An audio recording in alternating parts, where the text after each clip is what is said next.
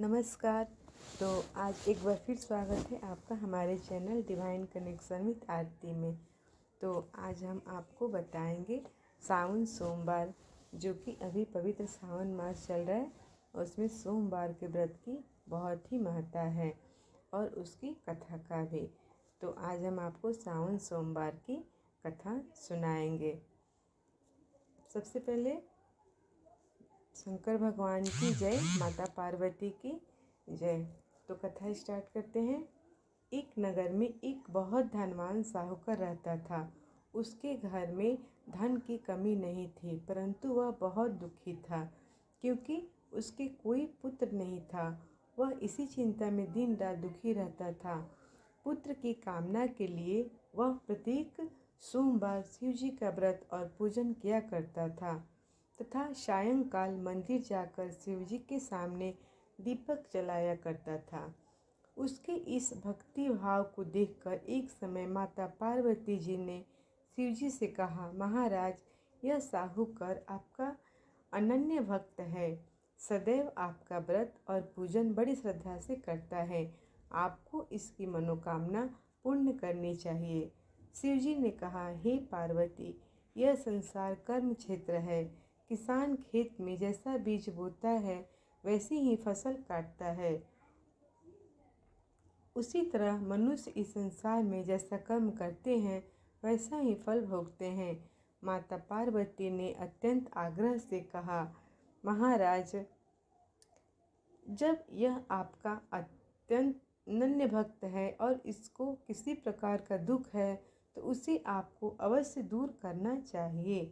आप तो सदैव अपने भक्तों पर दयालु होते हैं और उनके दुखों को दूर करते हैं। यदि आप ऐसा नहीं करेंगे तो मनुष्य आपका पूजन तथा व्रत क्यों करेंगे। माता पार्वती का ऐसा आग्रह देख शिव जी कहने लगे, हे पार्वती, इसके कोई पुत्र नहीं है, इसी चिंता में यह अति दुखी रहता है। इसके भाग्य में पुत्र न होने पर भी मैं इसको पुत्र की प्राप्ति का वर देता हूँ, परंतु वह पुत्र केवल 12 वर्ष तक जीवित रहेगा।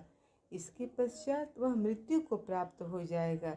इससे अधिक मैं इसके लिए कुछ भी नहीं कर सकता। माता पार्वती और भगवान शिव का यह वार्तालाप साहूकार सुन रहा था। इससे उसको न तो प्रसन्नता हुई और न ही दुख हुआ। वह पूर्व की तरह शिव जी का व्रत और पूजन करता रहा। कुछ समय बाद वह साहूकार की स्त्री गर्भवती हुई और 10वें महीने उसे गर्भ से अति सुंदर पुत्र उत्पन्न हुआ। साहूकार के घर में बहुत खुशियाँ मनाई गई, परंतु साहूकार तो यह जानता था कि उसकी केवल 12 वर्ष की आयु है, इसीलिए उसके अधिक प्रसन्नता प्रकट नहीं की और न ही किसी को यह भेद ही बताया। जब वह बालक 11 वर्ष का हो गया तो बालक की माता ने उसके पुत्र से उसका विवाह करने के लिए कहा।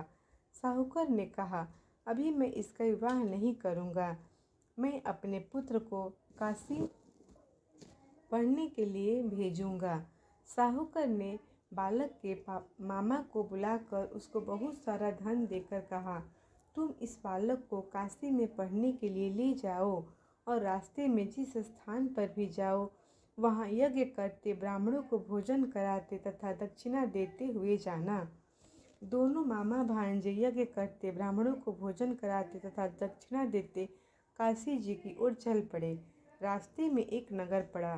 उस नगर के राजा की कन्या का विवाह था, परंतु जो राजकुमार विवाह कराने के लिए आया था वह एक आंख से काना था। उसके पिता राजा को इस बात की बड़ी चिंता थी कि कहीं राजकुमार को देख राजकुमारी तथा उसके माता पिता विवाह के में किसी प्रकार की अड़चन पैदा न कर दे।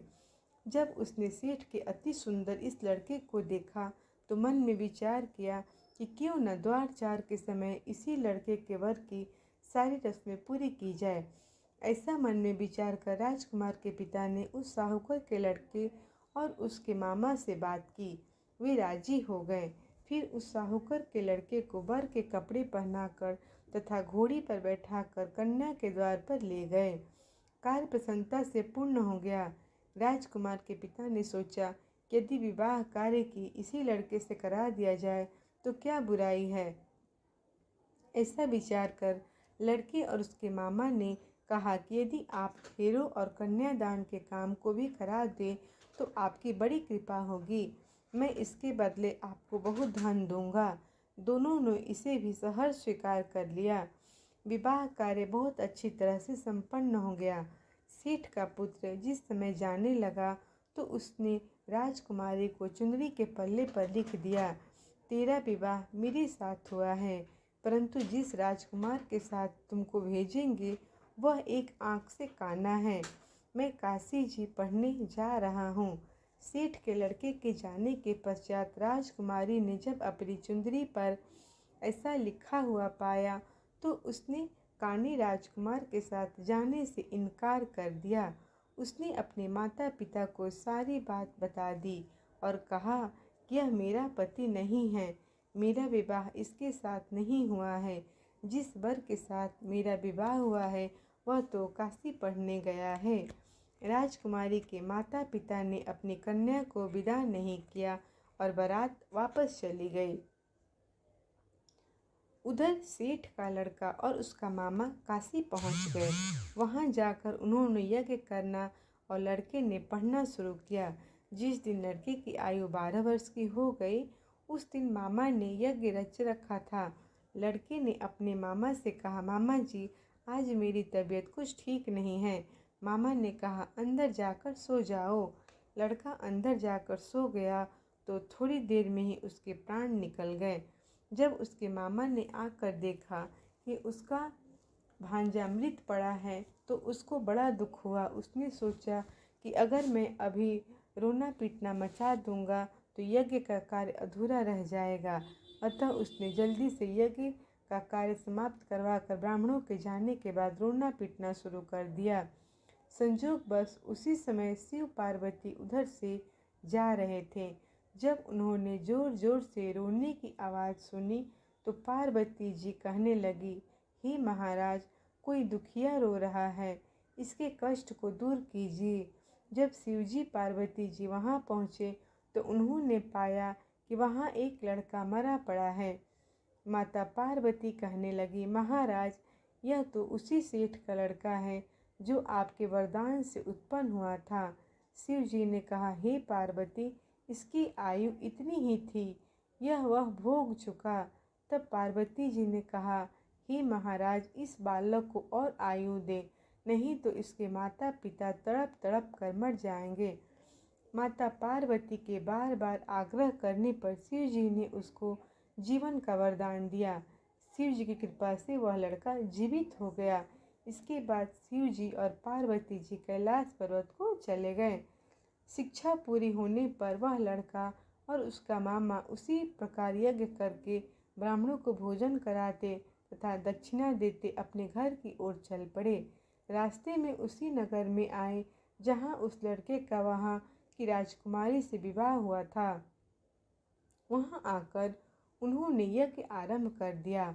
उस लड़के के ससुर वहाँ के राजा ने उसको पहचान लिया और महल में ले जाकर उसकी बहुत आवभगत की।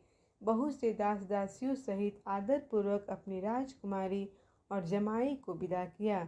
जब वे अपने नगर के निकट आए तो मामा ने कहा कि मैं पहले तुम्हारे घर जाकर तुम्हारे माता पिता को खबर कर आता हूँ। जब उस लड़के का मामा घर पहुँचा तो उसने देखा कि लड़के के माता पिता घर की छत पर बैठे हैं। उन्होंने यह प्रण कर रखा था कि यदि हमारा पुत्र सकुशल लौट आया तो हम राजी खुशी नीचे आ जाएंगे, नहीं तो छत से कूदकर अपने प्राण दे देंगे। उस लड़के के मामा ने आकर जब यह समाचार दिया कि आपका पुत्र आ गया है तब उनको विश्वास नहीं हुआ। उसके मामा ने शपथ पूर्वक कहा कि आपका पुत्र अपनी पत्नी तथा बहुत सारा धन साथ लेकर आया है।